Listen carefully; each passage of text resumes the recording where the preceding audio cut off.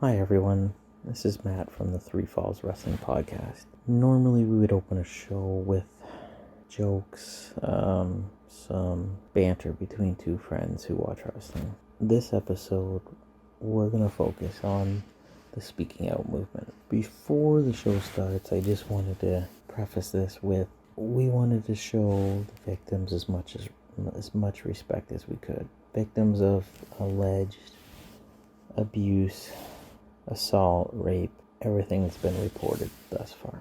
We want to stress that these allegations are just that at this point, allegations. We get into some topics on the show regarding training schools, trainers, culture of the business, and while we have some poignant views on things like entry-level age in wrestling schools, we want to make it clear that the victims are still victims, no matter what the policies and procedures are in facilities, in promotions, in anywhere in society. I encourage everyone who's having difficulty during this time to reach out to a friend, family member, anyone you trust that you can speak with. I'd also encourage anyone to check out RAINN, RAINN, on Twitter. RAINN is an organization I've followed for several years on the recommendation from Mick Foley. And it's a organization that focuses on survivors from sexual assault. Again, we want to make it very clear that we're by no means putting any blame on any of the alleged victims, and we're not accusing any of the alleged abusers either. This is strictly a discussion based on the information we had up until the time we recorded this on Friday night. Thank you for listening, and if you have any questions, concerns, or even feedback about the show, please feel free to reach us on Twitter at 3fallspodcast or email us at 3fallspodcast@gmail.com. Thank you so much.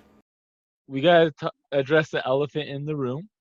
Matt, you know a lot more about this than I do, so I'm going to be leaning on you here with all the information.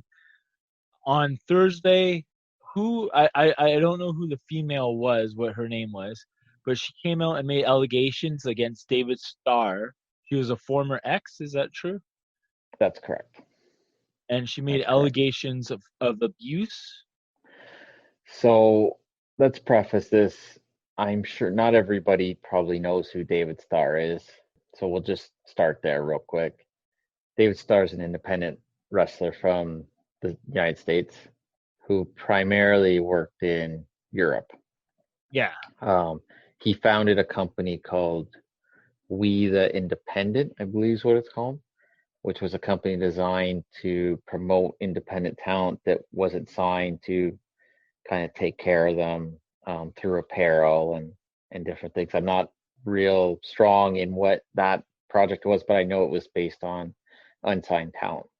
Because he was always vocal about that, right? About not having health benefits, and he was very outspoken and very, as he put it, anti-contract.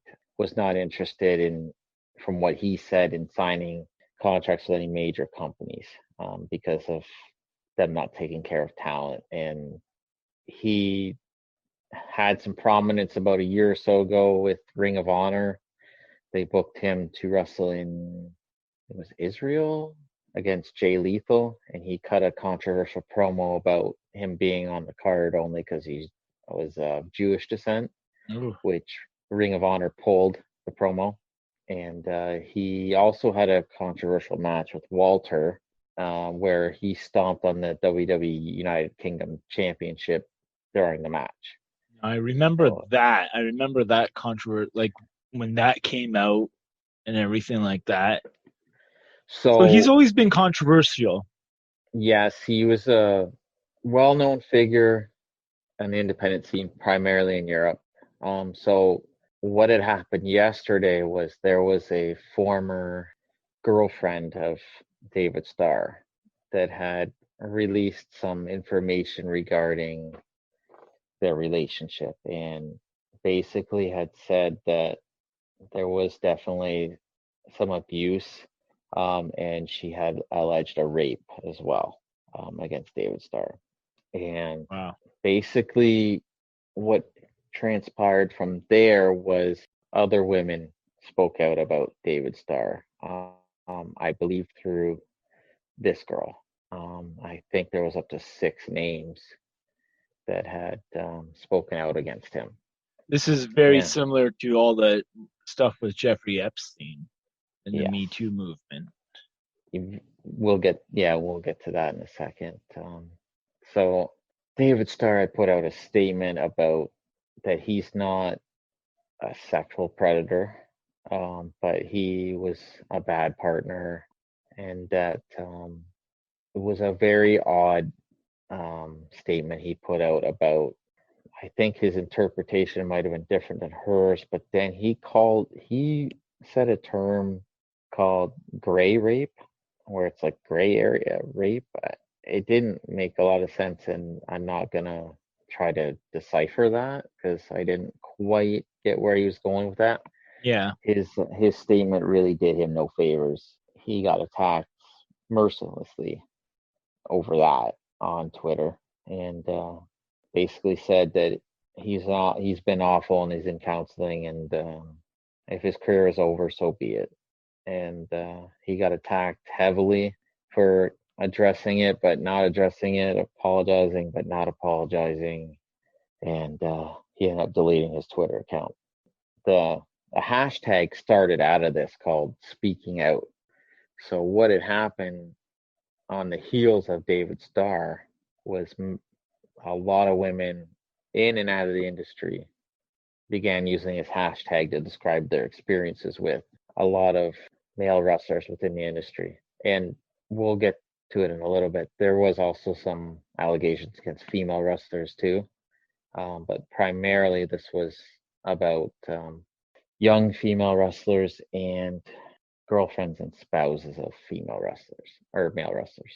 So this became a big Twitter trend that's actually trended worldwide to the point where it's ended up on the Forbes website, describing how big of a movement this is. There's a lot of wrestlers that have been named in misconduct on here. I'm not sure. Do you have anywhere you want to start after David Starr? How many wrestlers would you say that have been, I don't want to say outed because everything is allegations, and whether it's true or not, that's not for us to be talking about or whatever. However, how many wrestlers have been mentioned in this case? Somebody had a list, and I don't know what the actual number is, but somebody had a list. They said it was around 75. My gosh. Now, Now, it's do you think I got now I need to play devil's advocate. Okay. Mm-hmm. Do you think that there is something behind these allegations, or do you think that this is just how the wrestling business is? Well, I think it depends on the type of allegation because there's different. Yeah, there's a whole bunch of different different ones, right? There's Yes, like this is not just there's. I'll say this. There's one in particular that I really have an issue with. There may be. I mean, I want to be careful in how I say this because there always can be somebody trying to get revenge on somebody. Yeah. But I don't want that to take away from what these people have come forward with, because if they are victims and a lot of them appear to be victims, I don't want to take anything away from that. Exactly. Not an easy thing to speak out against, especially in the wrestling business. And you would know this more so than I would. On what how are you trying to say? You've been around wrestling longer than I have. Okay. In the sense that your reputation can determine whether you're going to stay around in the business. And we've heard over the years and different names, and people have been blackballed from wrestling for various things. Yeah. And I just want to get into, there's one topic in particular that I really do want to address. And this one is the one that really does bother me. And it bothers me a lot. Before you There's go a lot. Go ahead. Before you Sorry. just go into this, I just want to speak on something that you said earlier about how it's hard to come out and or come forward and speak about this. If you want to watch something interesting on Netflix, about maybe 3 weeks ago, they released a documentary on Jerry Epstein, and a lot of it had the girls come forward, and you got to see them, how they were put in the position and how they were taken advantage of. And it was almost like a ring where it was like a what do you call it, like, you know, those scams, like a pyramid scam. It was almost Yeah. like that, where one would get other ones, and then they would get other ones, and they would get other ones. And to see these women, how it changed and altered the course of their life is, I mean, there's really nothing you can say about that. Like, it's heartbreaking, you know, because like Yeah. there was this one woman on there. I know this is a wrestling podcast, but there's this It's one okay. girl on there, and she basically said, like, she felt like she was a flower, like growing up. She was like very young when this happened. Like, we're talking about 15, 16. And she was like a flower, and she feels like somebody just came along and just stomped on her and left her there. And she was Mm. just used. So with that all being said, Yeah. like, whoever's coming forward and whoever came forward in the last 24 hours to be brave enough to do so, and if they truly are victims, I applaud them for doing so, because these people need to be outed, and these people need to be out of the business, and they need therapy, and they need counsel. And that's just what I gotta say about that as far as that goes. Well, I would agree, but I think one thing I want to be kind of clear on this too. I mean, we're talking about wrestling, but this is deeper than that. This is a societal thing. Yeah. And I don't really have an answer for it other than we don't really, as a society, do a very good job in identifying red flags and issues with people and um, traumatic things that happens in people's lives to prevent these kind of things. Yeah. Because I really do believe in some instances, not all, but in some, if you catch an issue ahead of time, whether it's you seeing it in yourself or someone else seeing it in someone else, you can get on the right path. But when you get so far into a traumatic matter, it's very hard to come out of that. And just to go back on the question that I asked you Mm. about whether, it's just the way the business is. What I thought about it, and it's very hard as somebody that, and we both, it's like just, and not just like with wrestling, but with everything, you're in a bubble. Yeah. And with wrestling, there's a lot of machismo, if you will, a lot of, you know, food chain, top of the food chain type of things. So you might see something, but you kind of just brush it off or look the other way Yeah. because it's wrestling, or, this person is who they are in the wrestling business.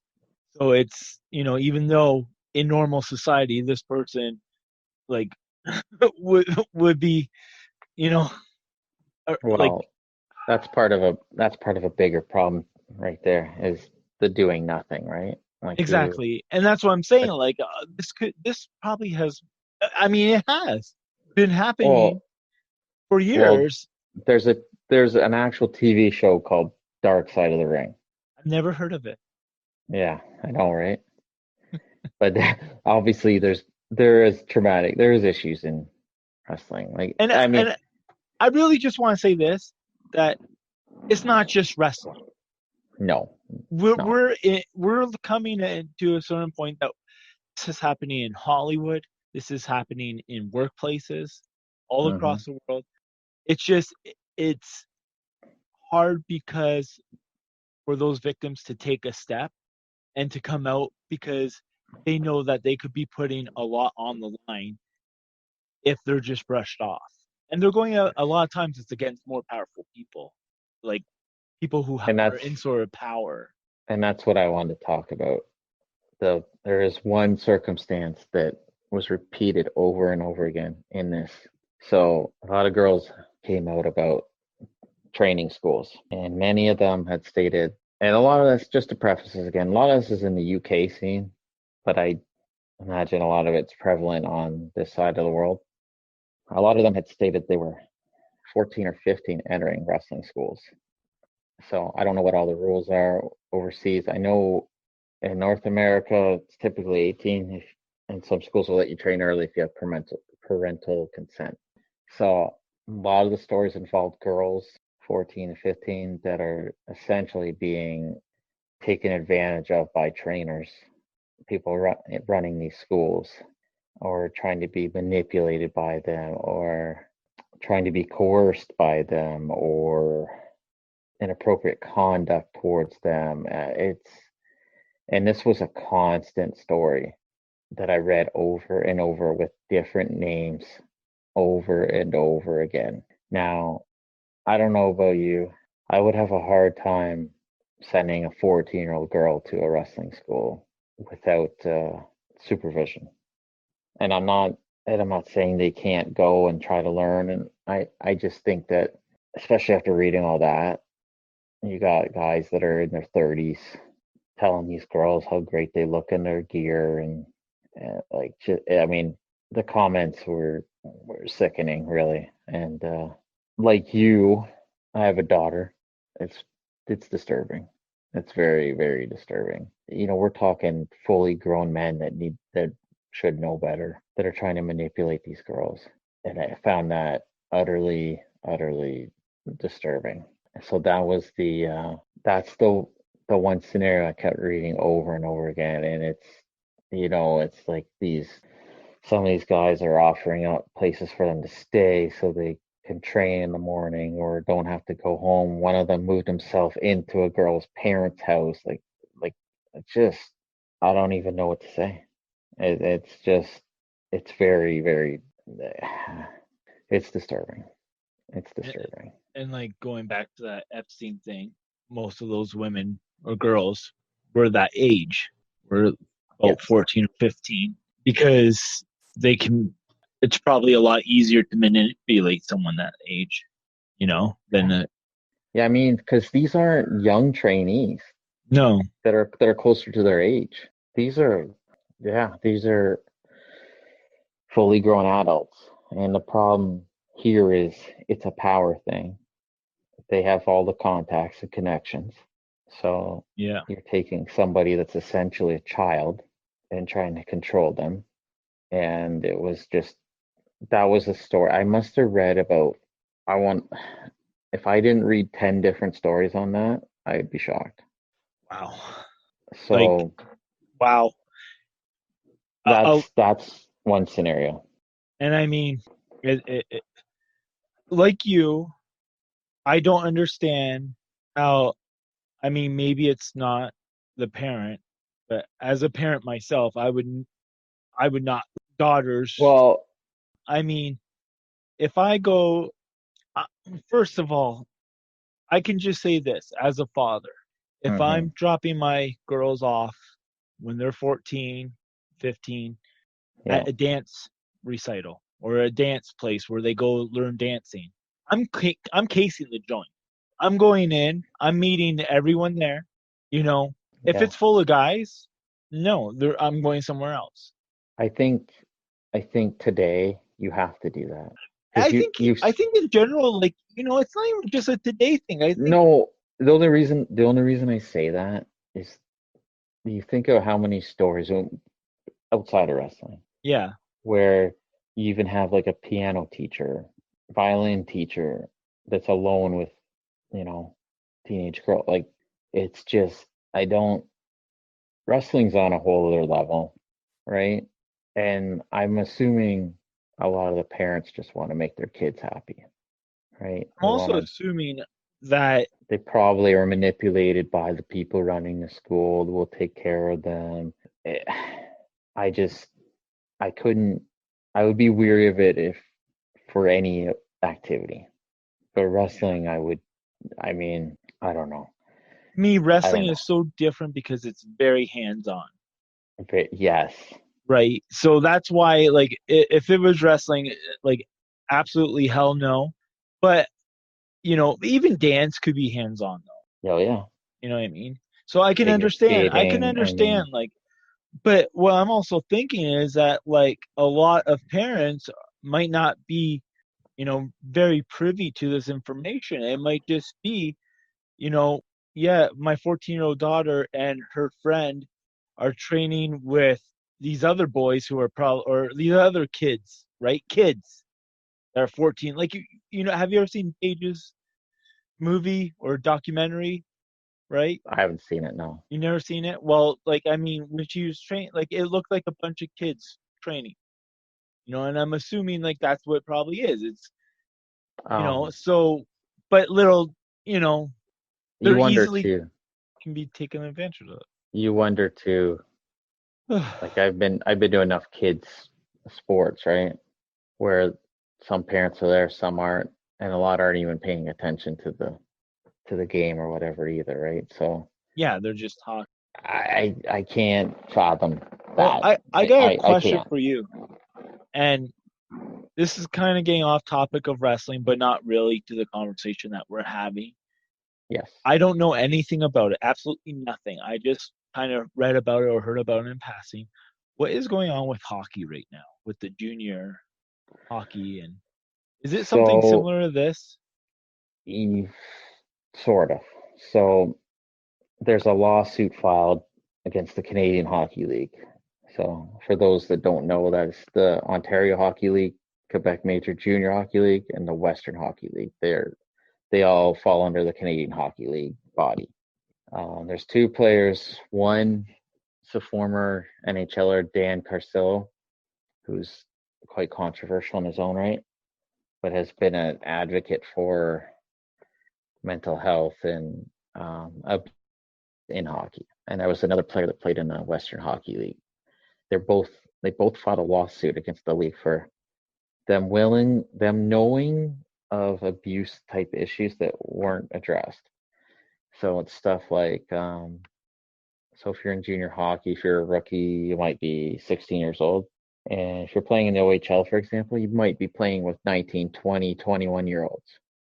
So now you're in a room, it's kind of a melting pot of ages. And basically what happens, a lot of hazing at times in hockey where, from what I understand, some of these players got stripped naked in bathrooms and spanked with goalie sticks, uh, stripped naked and whipped with belts while coaches and stuff were aware of it and even joined in. Um, there was another player that came out and said that he was 16. Him and another 16-year-old were forced in a bathroom with a older player who made them use cocaine before they could leave the bathroom. There's a lot of sex type scenarios that they were forced to do. I mean, this is all alleged, obviously, but basically, it's a lot of abuse type issues that went on with older players against younger players, and they're citing they've had a lot of uh, mental issues, emotional issues due to the conduct that's been going on there. So that would be Now, this okay. I was just trying to search for the term because it's escaping me. But is there anything about sponsor families? What's the term? I can't think of it. billet families. Billet families. Yes, thank you.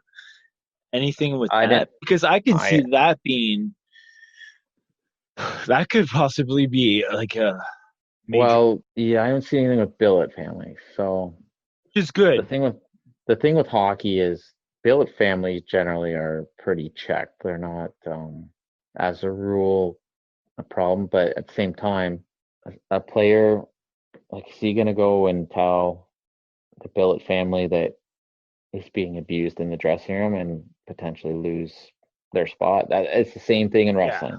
Exactly. Yeah. It's the same thing in wrestling. Like, I don't want to lose my spot. Someone's going to take my spot.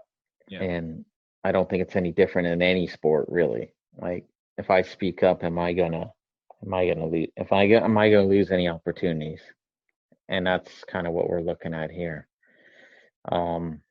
Anyway, that was one aspect of this.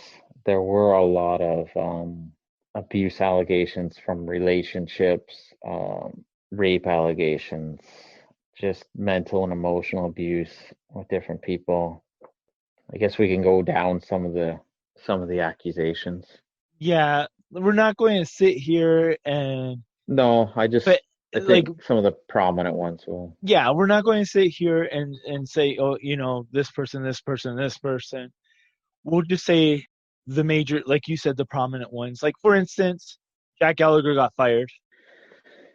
Yeah, so he was released not long before we started the show. Yeah.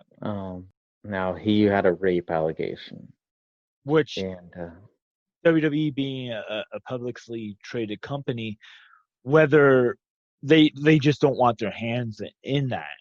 so it's interesting with WWE, and we'll get to the other ones, but they have, I want to say they have 3 or 4 investigations going right now. Yeah. Well, Okay, so Jordan Devlin, Joe Coffey, Joe Coffey, Al Larego, Al Ligerio. I can't say it. I don't know how to say it. Ligero, and then Matt Riddle. Matt Riddle, yes. And then there was one more, Travis Banks. Thank you. Okay, so Banks and Devlin, and I think Riddle, they all put statements out saying, we take this seriously and we're investigating this. Yeah. But Gallagher's gone. So either there was substantial evidence for this, or maybe they parted ways amicably. I don't know. I would think there must have been something where they were like, we can't do this. Because they're a publicly traded company. When you get something like this is something that will be news. But like you said, Forbes picked up.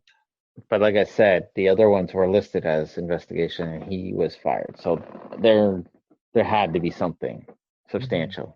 Jordan Devlin was accused of physically assaulting a female, and this girl had posted pictures on social media, bruises and everything. Jordan Devlin's put out a statement denying it. I can't remember all the Joe Coffey one off the top of my head. You don't have, But I do want to touch on a couple of them. Yeah. Matt Riddle's was basically a sexual assault accusation. And his lawyer put out the statement. His lawyers put out a statement saying it's false. And some screenshots of Riddle have come out about how he's saying this girl has been stalking him and he's had to change his number, and yeah, that's pretty ugly. Now, do you think, because he debuted on SmackDown this past week? I watched it. So before the show. Now, I just want to say this. Okay, I'm sorry. I just want to say this. When SmackDown was recorded on Wednesday, and all this came out Thursday. So, yeah, but his came out today, I think. Okay, even still, WWE might have or might not have had time to pull that segment. I wonder. I think that was probably on the table because they pulled his preview off the website. So there was speculation if his match was going to air. It did air. I watched just to see if they would take it out, and they built up a huge debut for him too.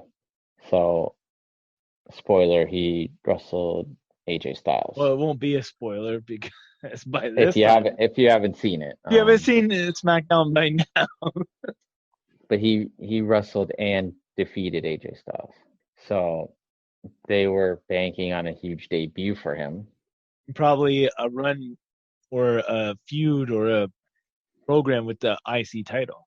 I would think, but I mean, it'll be that's the subsequent weeks that'll be interesting. Do they put him on Yes. TV?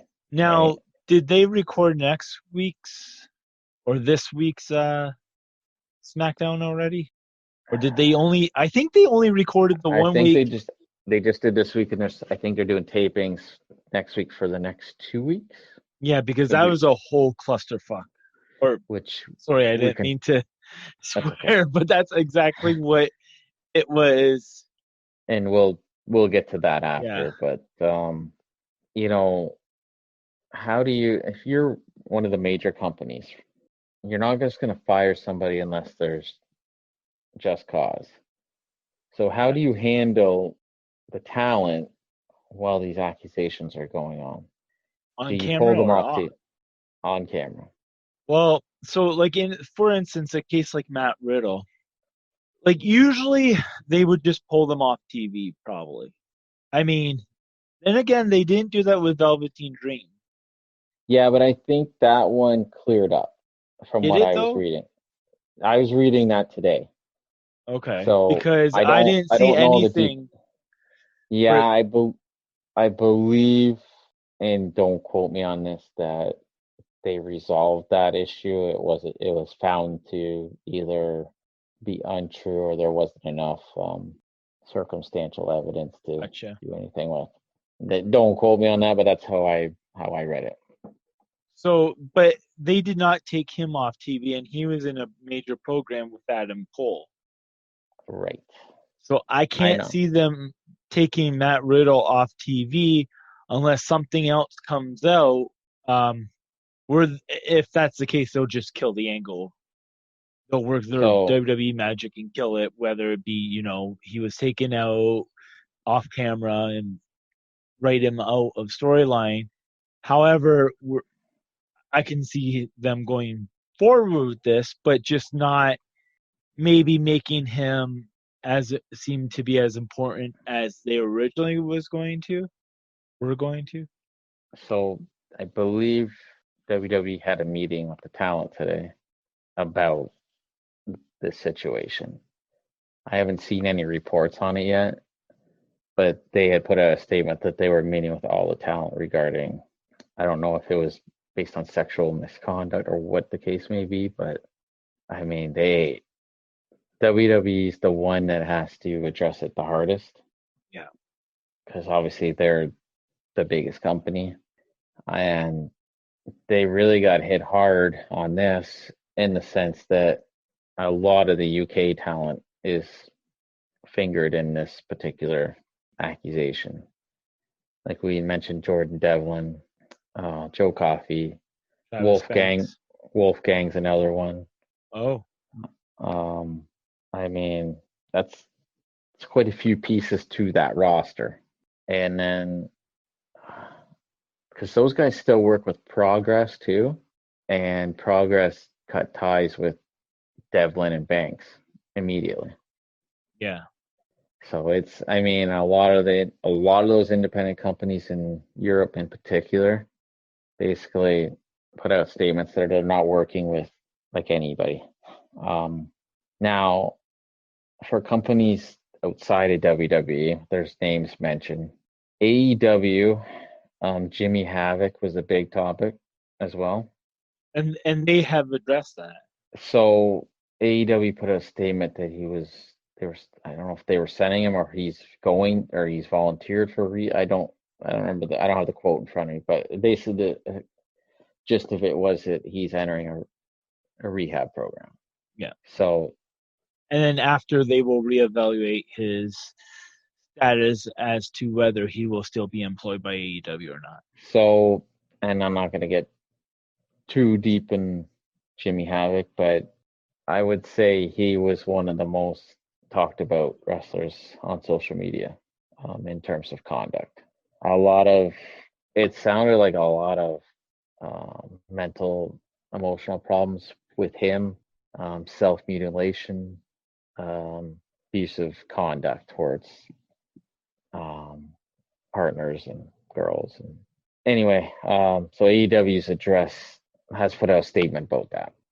Impact, there was Dave Christ had allegations against him too, which were very ugly as well. As of this time, I don't think Dave Christ has put out anything about it, but there was a lot of accusations towards him, abusive conduct. And then I need to make this clear too.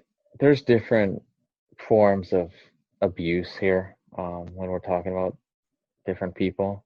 Obviously, we have sexual misconduct, abuse. There's a lot of emotional abuse. There's a lot of, controlling, coercion. There's so many different levels that have happened with this particular story. But there are people that are getting brought up that it's not the same. Like, someone threw Tyler Bates' name in there, and for a story about he had asked someone if they'd like to go back to their hotel room, and they said no, and he got thrown in for that. I didn't think it was appropriate for him to ask someone to go to his room, which I don't think is the same thing. No, to me that is not the same thing. That's just getting rejected.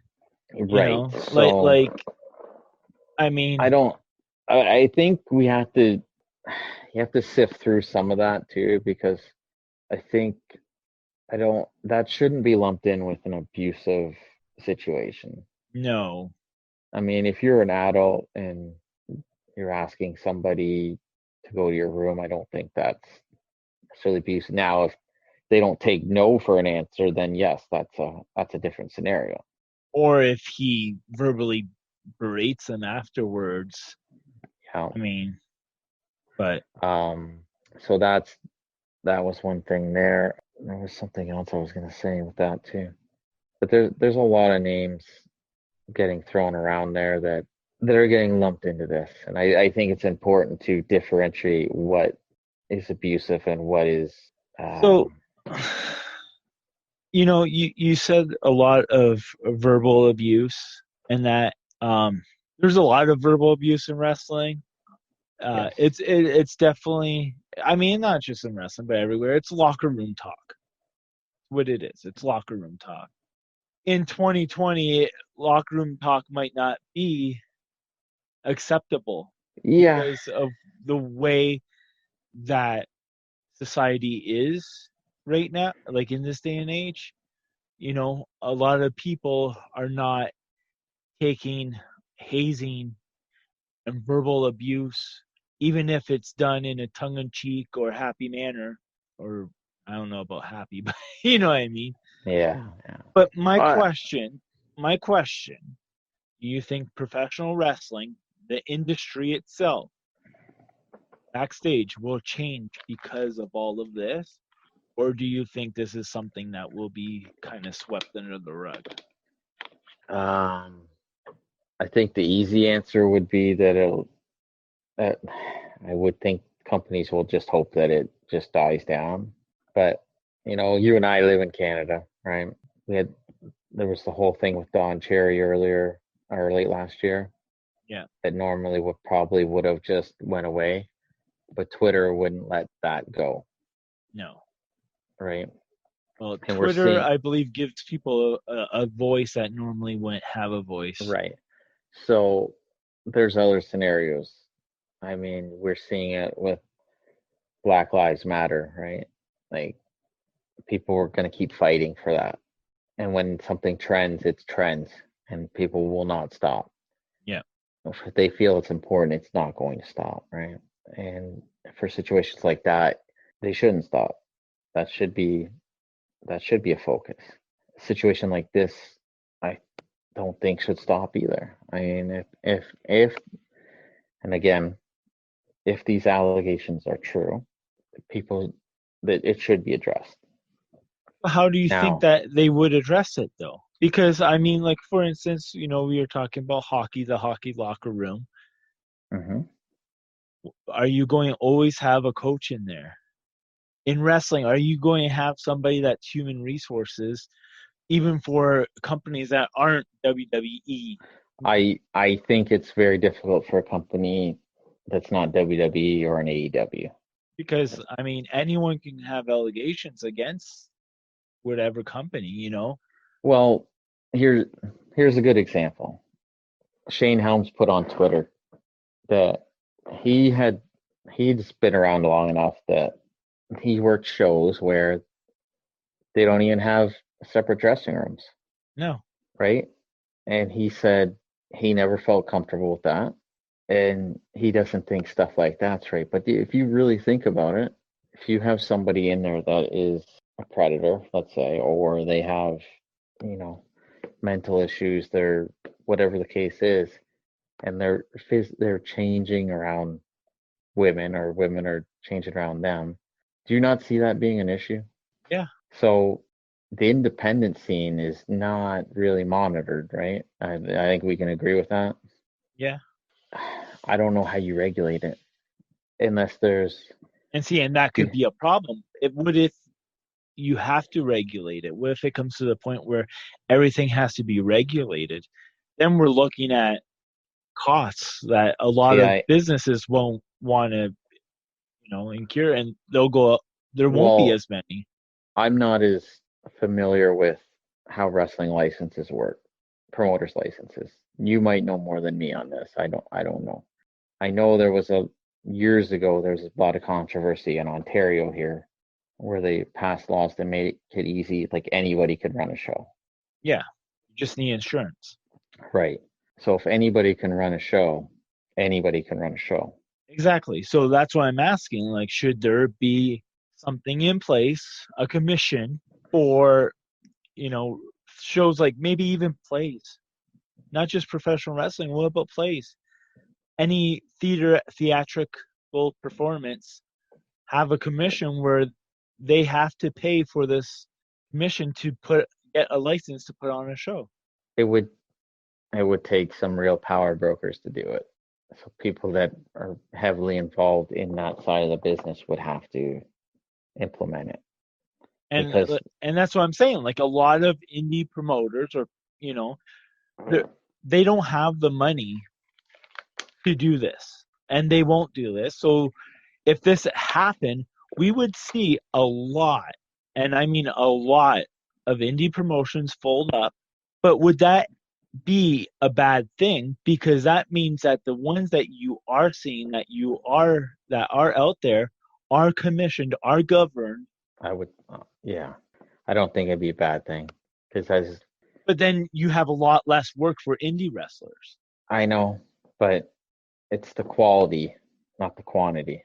I would think. How many shows have you been to where the rings are garbage, ropes are garbage, the venue's garbage? I'm not disparaging indie wrestling, but I think that's a fact, right? How many shows have you been to at the independent level that are cheap? Yeah, it's true. I Like mean, I've not been it, very blessed because a lot of indie promotions that I've been to, a lot of the shows are right, run by top quality people. right. I But mean, I have been to shows like that, maybe, right. So if they're run like that for the fans, how are they run backstage? So true. I remember being at a show where it was at a fair, and like the boys, and there's girls on the show, so maybe they're basically dressing under the bleacher, under yeah, the grandstand, yeah, and it's you which know, they should have it like a tent or something. I don't know how you fix it at the independent level. I mean, but this is where a lot of the problems are coming from. I know, but Like, I think this. I think it starts with the schools. Like from the what schools have to have a license to operate. the schools, there should be strict policies on underage kids for sure I in the agree with schools. that. I agree with that. I think, and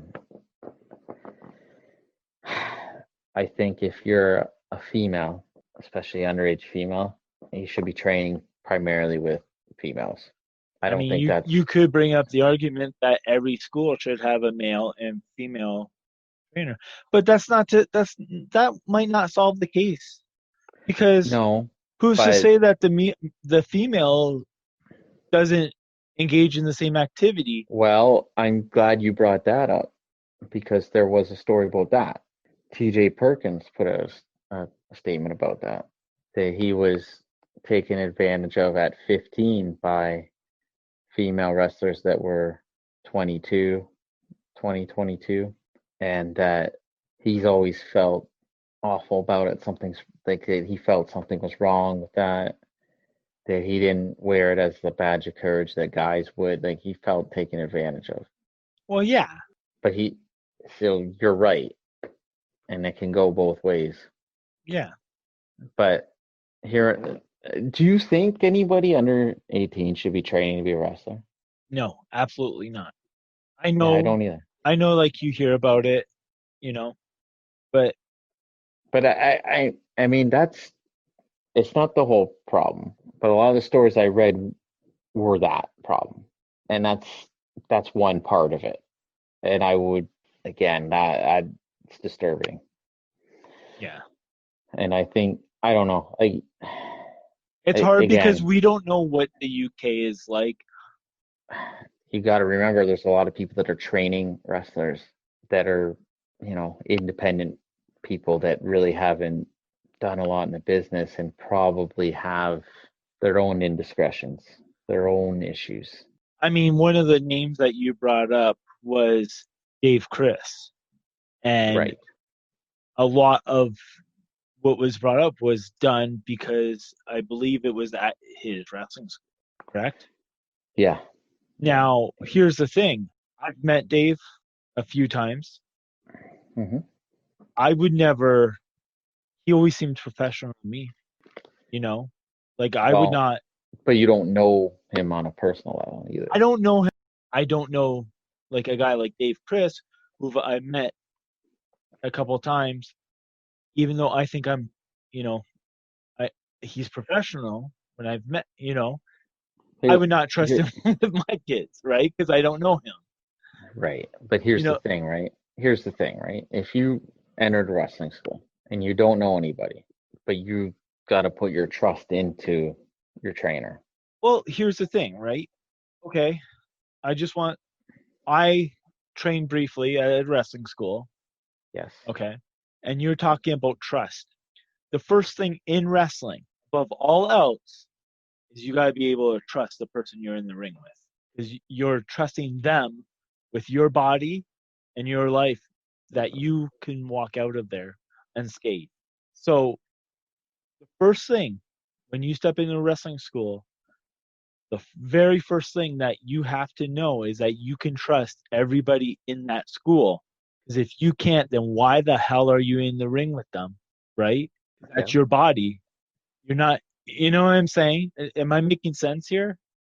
Yeah, because it can be over in a second. If I'm in the ring right now with anyone, and whether they're my trainer or not, if I do not trust them, I'm not going to put myself in that position. I have to be able to trust them. So what you're doing is you're instantly almost saying, hey, I trust you. You're my trainer. You're my co-worker or co-student, wrestler, whatever. I trust you. You leave yourself vulnerable. I think we're missing one vital part of this, though. If you're a wrestler, you've been in the business for a while, you're always working.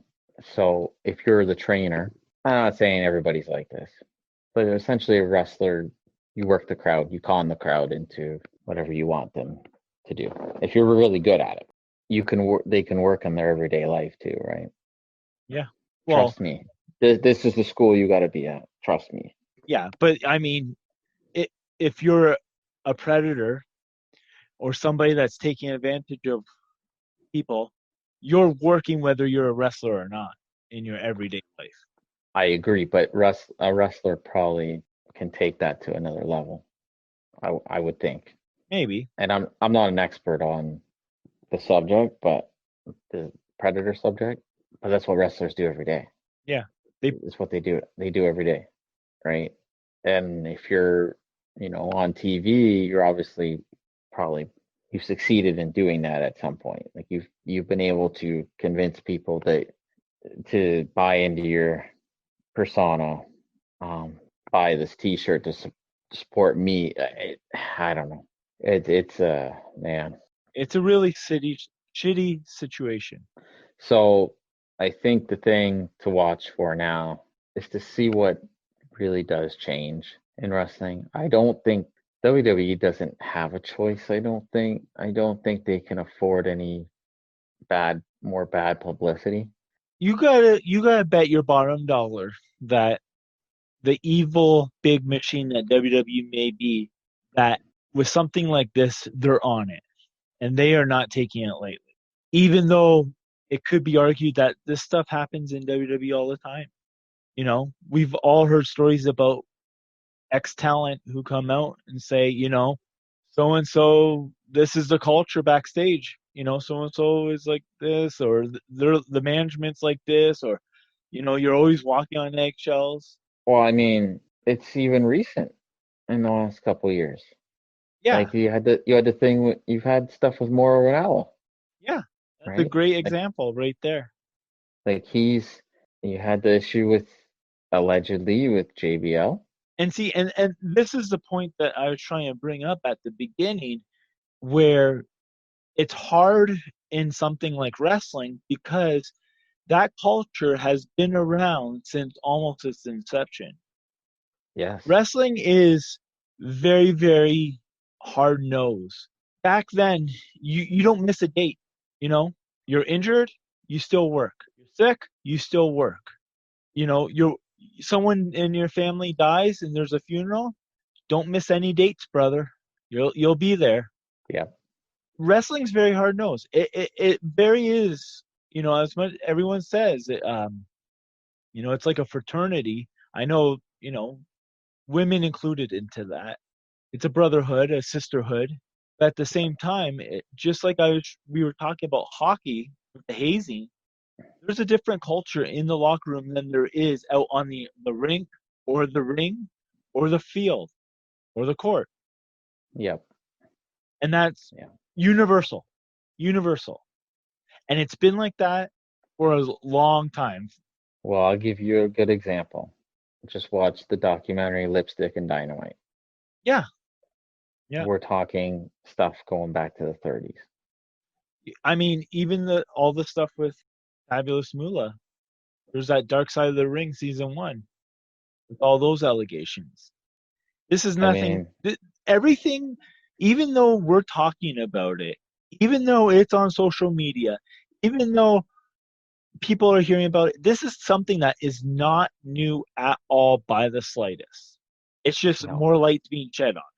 Now, I mean, we're talking about it, so yes, like it's it's like topical, yeah. yeah, but it's a serious issue.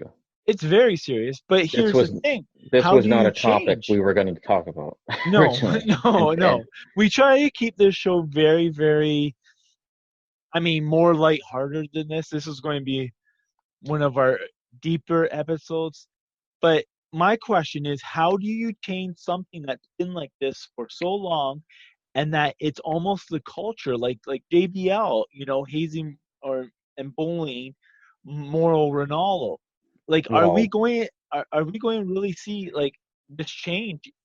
Do you think like it can be implemented? And if so, like what's going to change about the product on TV, what we're seeing? Are we going to see a different product? I don't know how to word this. I would think I can see I can see there's been cultural changes in the last couple of years anyway, because you have younger talent that fall into the millennial category that isn't as ego driven per se, which there's Yeah, pros and cons to that. for sure. I And the believe, other, I just want to say, I believe on our age, where we're at, we're in our 30s, 40s, we're on the line of the old guard and the new guard. yes. We've witnessed both.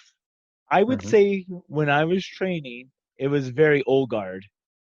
Like it was very, very much like the 80s, 90s type of mentality.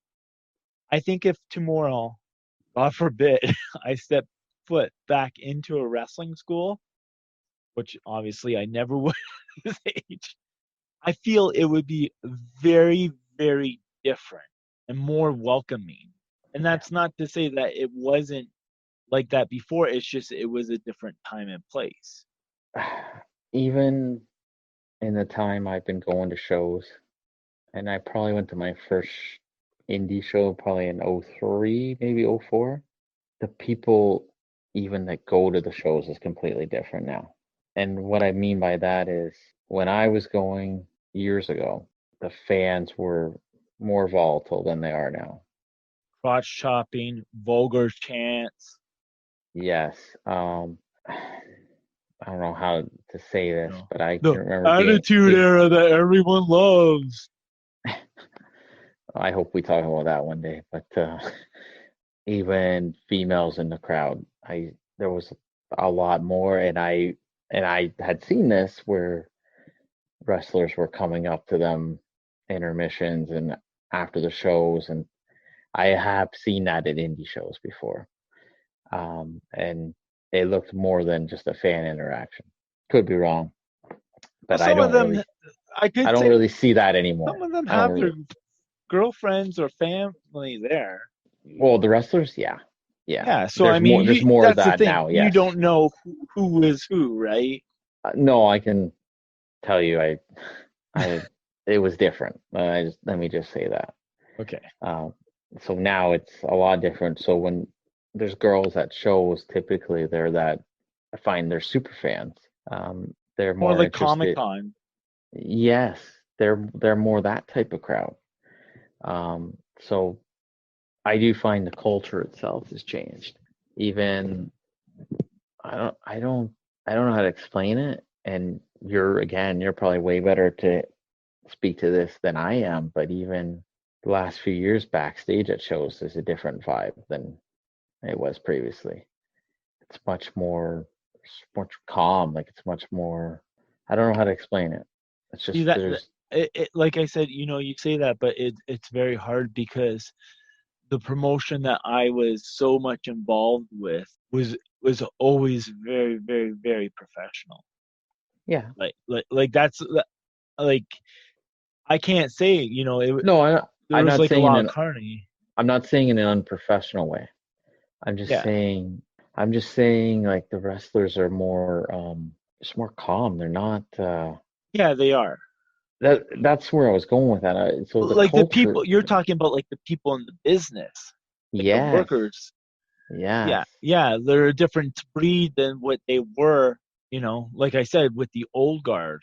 yeah. So I think there already is a cultural change happening, and then as you probably in the next you probably go 10 years from now, it's gonna be even different because See, it's but it's very intriguing to see where it's going to go. Like, I believe we're going to start seeing possibly a lot of people in the wrestling business, like becoming professional wrestlers that we wouldn't see before because maybe they would have been scared out of it. and you got to remember too, a lot of the accusations that have been put on wrestlers, a lot of these wrestlers are older. They're well over 30, right? They're They're probably not our that, age.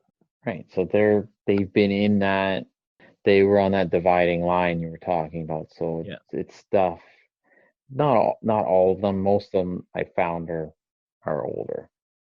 But that's kind of it. It's a generation gap, and I think that's part of it too. And eventually they'll be weeded out, right? And you got to figure they're already going to be a lot of them are already be weeded out because promotions aren't going to touch these guys. No. A lot of them won't. So a lot of them are indie workers, and companies like Progress and OTT and I can't think of the other one, but they're basically washing their hands of these talent. David Starr was the champion in two different promotions in Europe for two major companies, and they stripped him of his titles. Don't want nothing to do with him.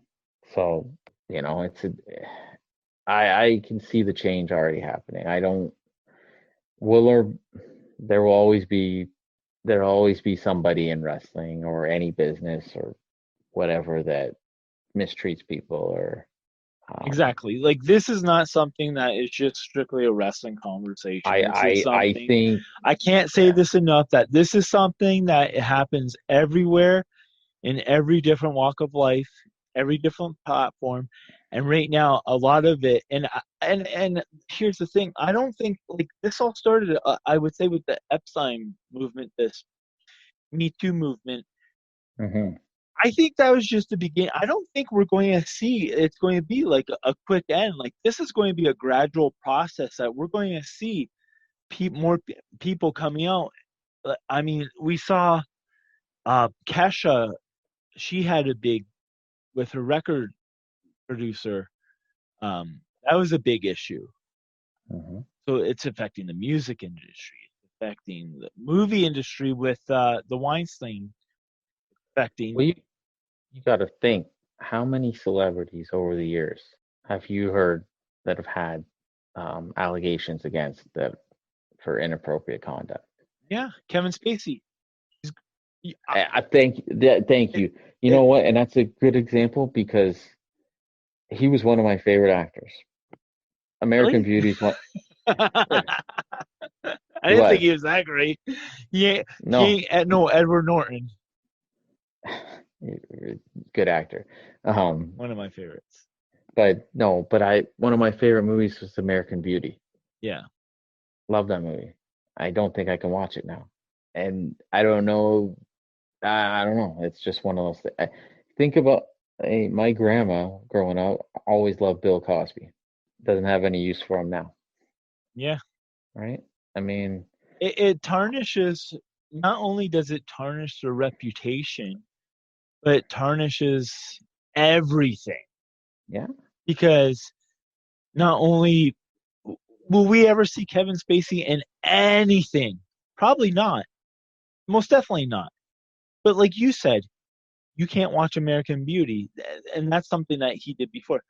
You know, it's almost like to bring it back to wrestling. And I don't want to go too much into this. I just want to make this statement. It's almost like Chris Benoit because you got a lot of people that won't even they can't even bring themselves to watch a match like WrestleMania 20 or like yeah. any other match like a SmackDown or anything on the network or anything. They can't bring themselves to watch it because of knowing what he did. You know, And wrestling has an obsessive fan culture.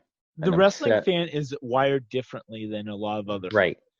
So there's that obsessive fan culture, and it goes one or two ways in this instance because they love said wrestler, right?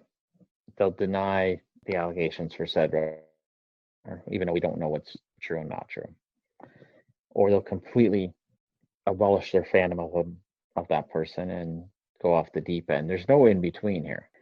Wrestling fans are so obsessive, and that's why part of why I think this thing is just blowing up as big as it is. You know, it brought me. I was thinking about this, and it brings me to this idea thought I had, and that it's almost kind of sickening in a way. But I've noticed that there's like a lot of the wrestling fan base that they almost thrive on when something like this happens. Not necessarily this, but something where it's like something outrageous or something real life outside of the ring, outside of what you're supposed to watch on TV. Yeah. But they thrive on like, oh my God, did you hear? And then they go into there's actually I know somebody, you know, I work with, like he doesn't even watch wrestling pretty much like on a week to week basis, but he knows all the dirt. And that's all he talks about is the dirt, you know? Yeah. And it's because for some reason, like that's that's like a part of wrestling. It's a drama outside the ring that a lot of people find more interesting than the drama inside the ring. And in fact, the typical wrestling fan, no matter what you say or how you think you are that person. I'm that person. Yes. Because if we weren't, we would not be digging or talking about or enjoying Dark Side of the Ring.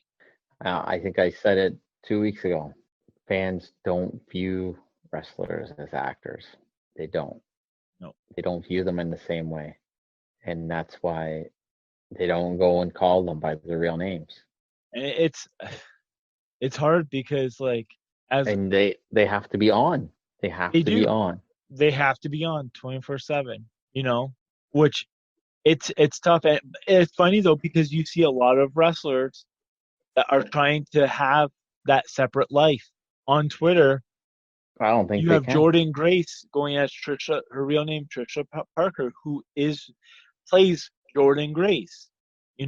There's another one. I think it was like Matt Cardona, before he got fired, was going by Matt Cardona. Like a lot of these people, these wrestlers, they're trying to use their real name.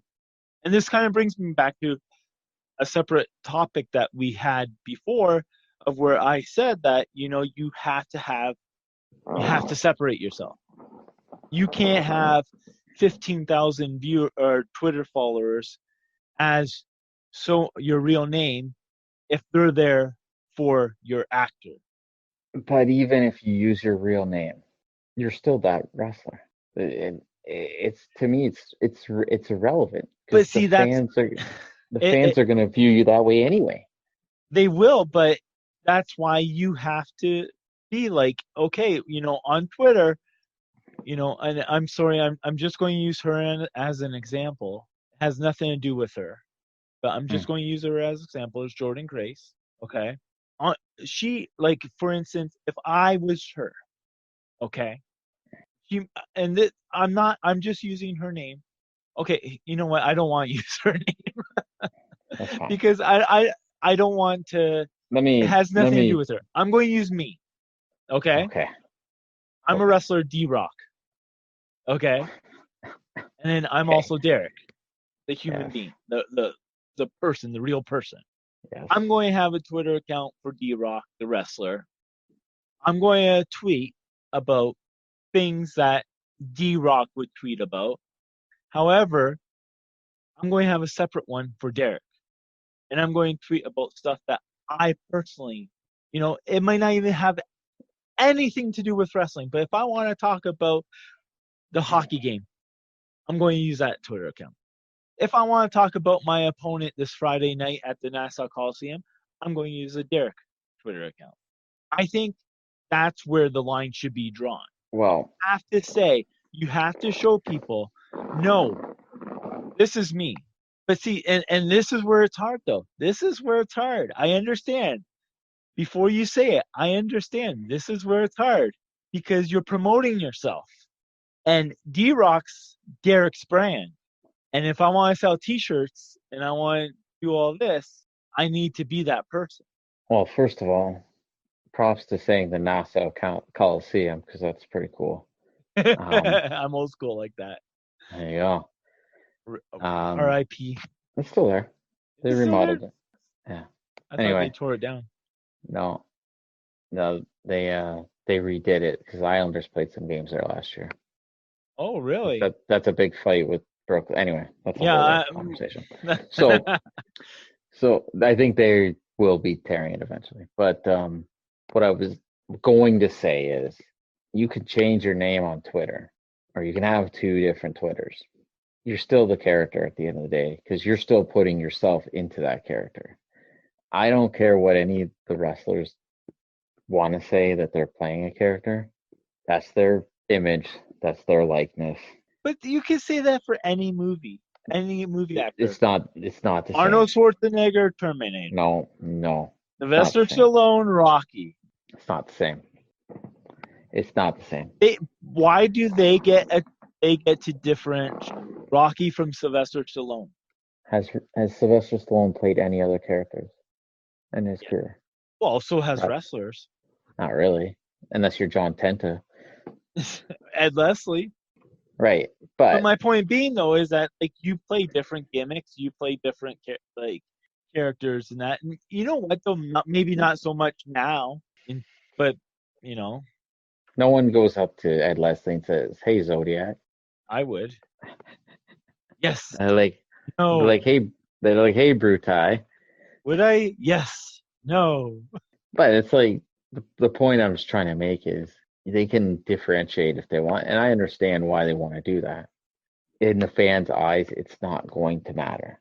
They're gonna go up to Jordan Grace and call her Jordan. And, I know why they do that. Like, I know why wrestling fans don't differentiate Jordan Grace from Trisha Parker. Yet they will Sylvester Stallone from Rocky. I understand. I'm just playing devil's advocate. No, I get it. And I the get it. simple reason is this: wrestling has always been portrayed as sport. You take that person, they're an athlete. Athletes don't have, gimmicks, right? They don't play people. That's them. Well, I don't know about that. No, that's them though. Like, even if they play like a gimmick, like I know you got some athletes that might play a heel, but like you're going to go up to anyone, and that's them, who they are.